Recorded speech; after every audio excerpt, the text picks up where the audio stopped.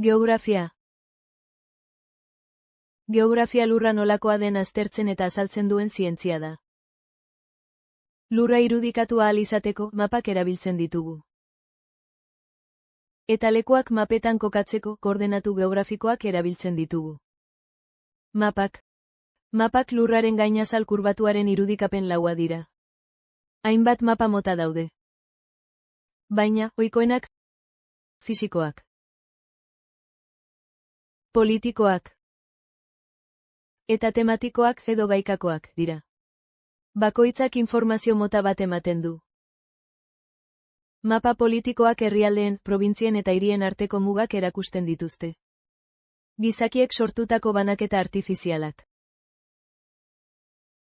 Mapa fisikoak, lurraren erliebea erakusten dute, hala nola mendiak, ibaiak, lakuak, basamortuak.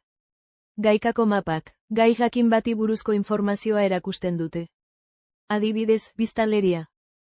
Klima motak. Jarduera ekonomikoak.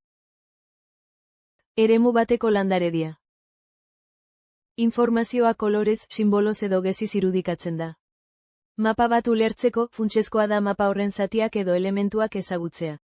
Izenburua. Maparen gaia adierazten du.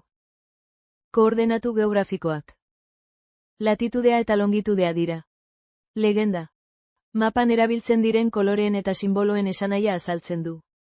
Haizeen arrosa. Puntu kardinalak adierazten ditu. Iparraldea, hegoaldea, ekialdea eta mendebaldea. Eskala. Mapako distantziaren eta errealitateko distantziaren arteko erlazioa adierazten du. Mapa baten elementuak.